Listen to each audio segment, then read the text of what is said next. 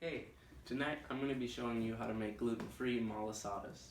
You're going to need milk, active dry yeast, butter, xanthan gum, salt, eggs, all-purpose flour, and sugar.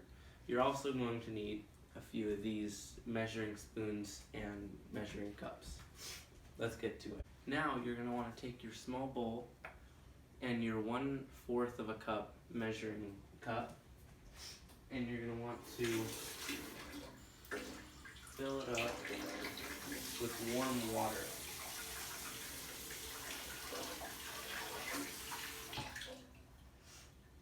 So you pour it in here, then you're going to take your yeast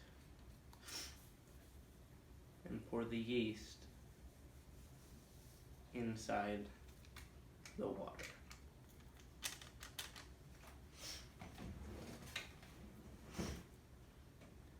Stir it up and wait for all of the yeast to dissolve. You're also going to want to take 1 teaspoon of sugar and add it into the water with the yeast.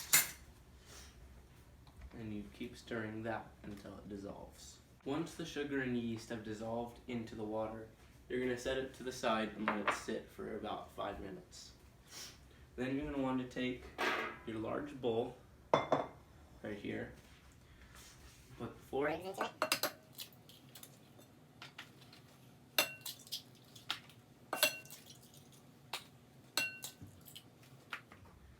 and then when I bake, I always add 1 more. Makes it a little more fluffy. You wash your hands off.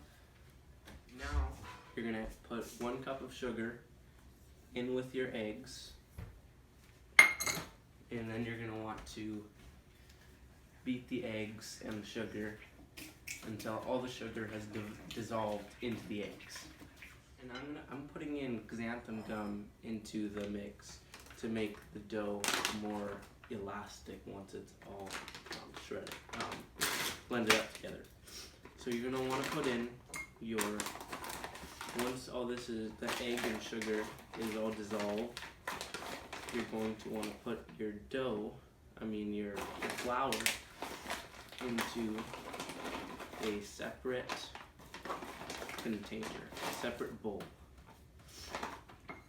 You're going to want to add in 4 cups,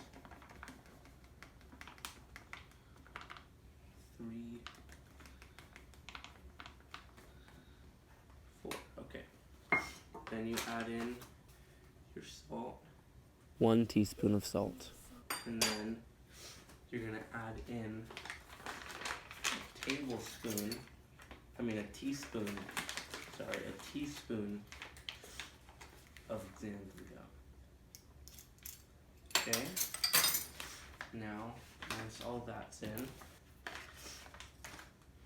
you can get something for stirring, and then you're just going to mix it all evenly in with all the dry ingredients that you are adding. Make sure it's all even in there. Make sure that you don't add it in when the flour is mixed in with the eggs. You don't want to do that. Alright, so now that that's all evenly mixed, we're going to add it in.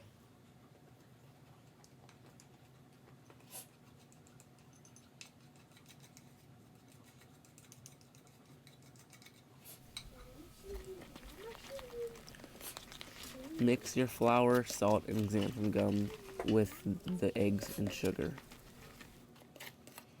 Now you're going to want to add your melted butter and lukewarm milk and the yeast mix that we did a little bit earlier into the mix. You're going to want to use 1 cup of milk. I'm using coconut milk. So, perfect. I'm going to fill that up. Just going to pour that in there. and turn the flame on low. Now we're going to get your lukewarm butter and pour it in there. I mean lukewarm milk, not butter. Now you're going to want to get your butter. Now let's melt some butter.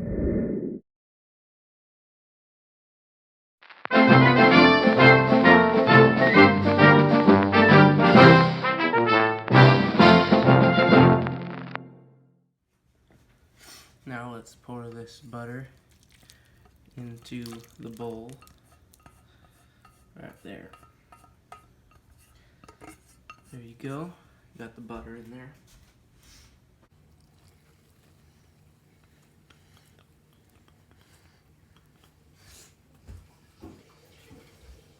Now we're going to use a wooden spoon to mix all of this up.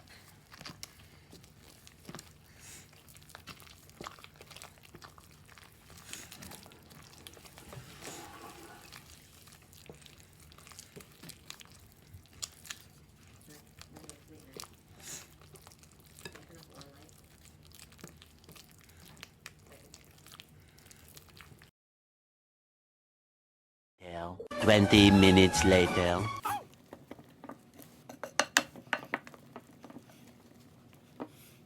One last thing.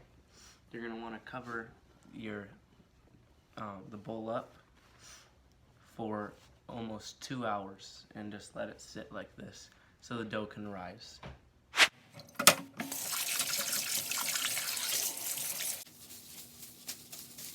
Now, there's only one thing you can do, and that's wait. Unless you have a time machine. Okay, turn it on. Kill! I'm back! Kill! Oh! Turn off!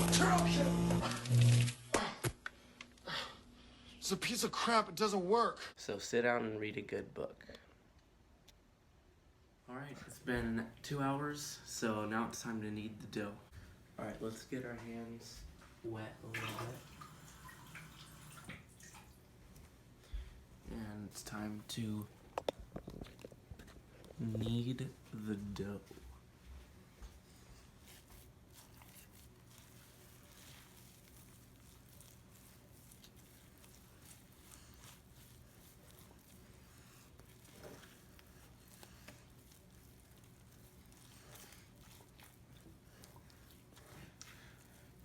Well, 20 minutes later.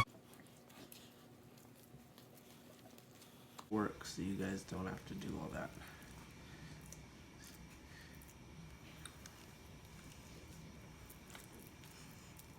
Okay.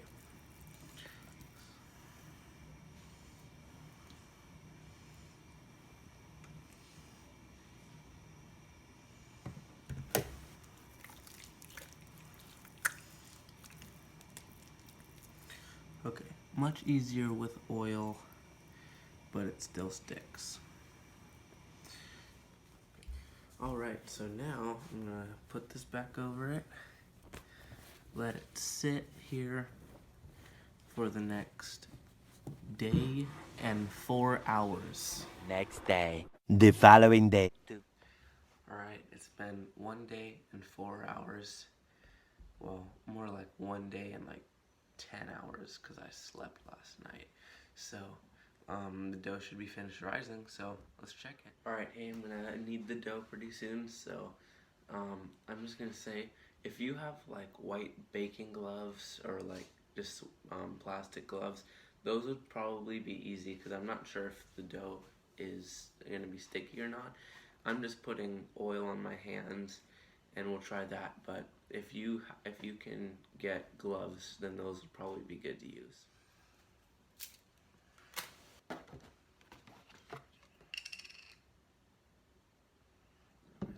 Let's check this first.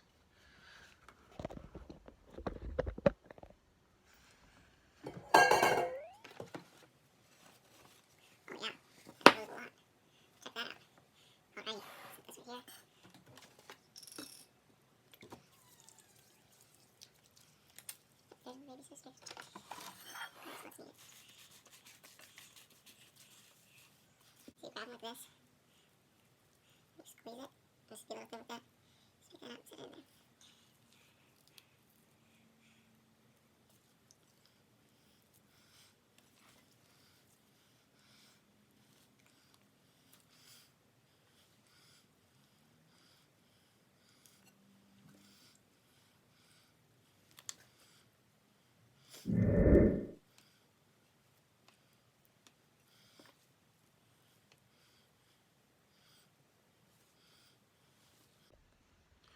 You also might want to take a cup or two of sugar and zip it up.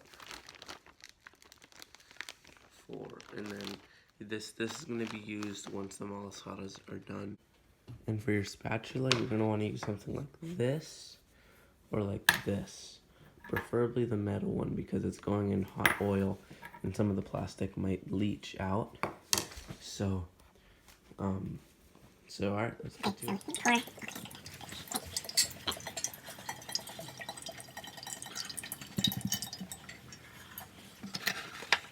so we're gonna turn the flame to a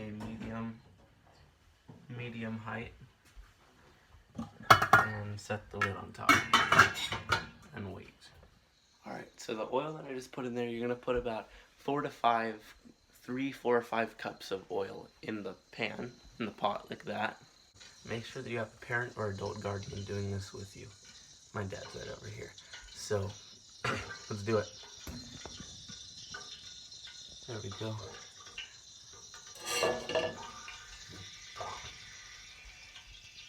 So we're gonna get this malasada.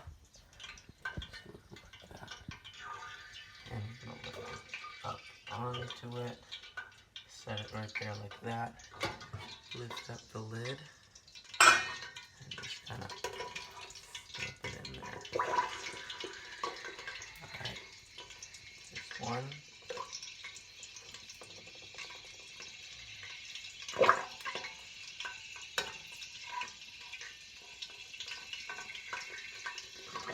Two.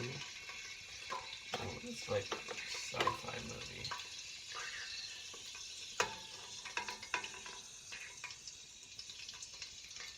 Three.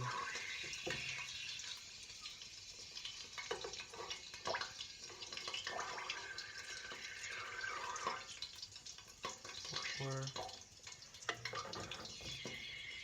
We're just gonna do these first 6. 5. Let's get this big one here. 6. Alright, and then set a timer on whatever you...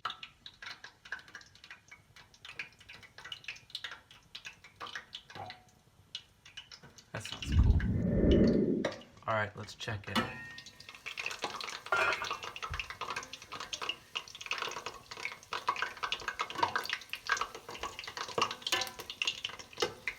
Oh, look how pretty that is. Look at that.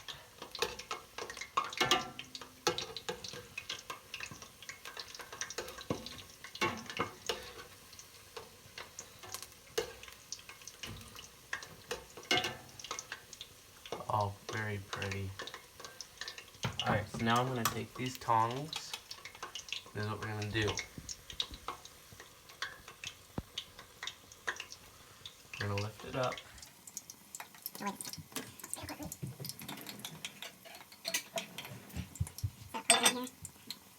Lift it off the plate. Oh wow, it looks so good. I've never, actually, to tell the absolute truth, I have never had malasadas before. So this will be my first time trying them. Oh, from everything that I hear, they sound like the best dessert like ever. So, put that in there. I'll let it cool a bit. They're still kind of sizzling with oil. So right now, while we're waiting for that to cool down a bit, I'm going to set the next batch in here.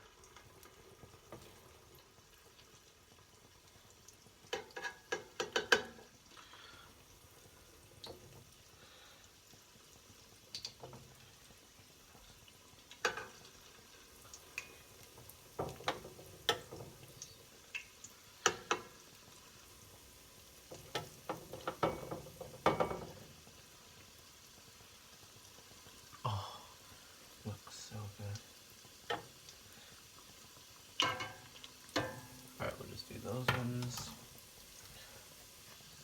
Now what we're gonna do, you're gonna open up your bag of sugar, get the malasada, you're gonna set it in there, seal the bag, and just kind of move it around like this, shake it around, you'll get sugar all over it. Now, it's done.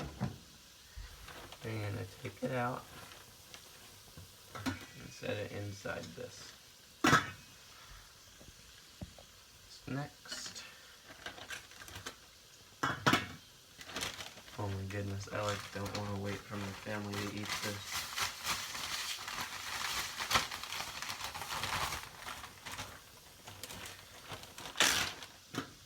You know, oh.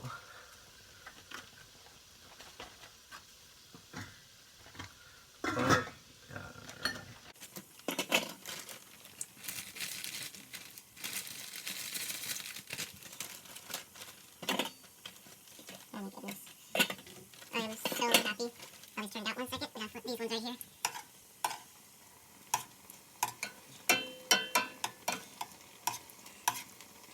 Alright, you guys remember, I looked up a recipe for this, like a specific recipe, and it says to let it sit for 3 minutes.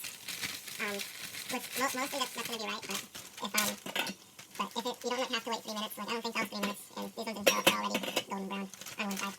So, it probably takes about, for one of them, about 3 minutes. Like total, like 30 each side probably.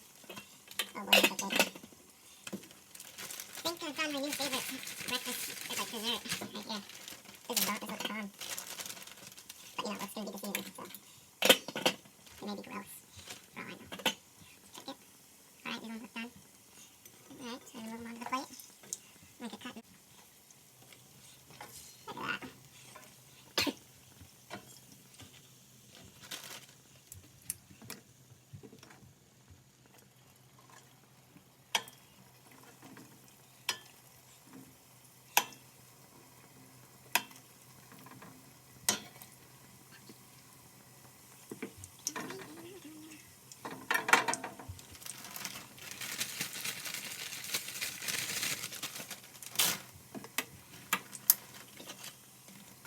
So in the end of the road, it should look a little something like that.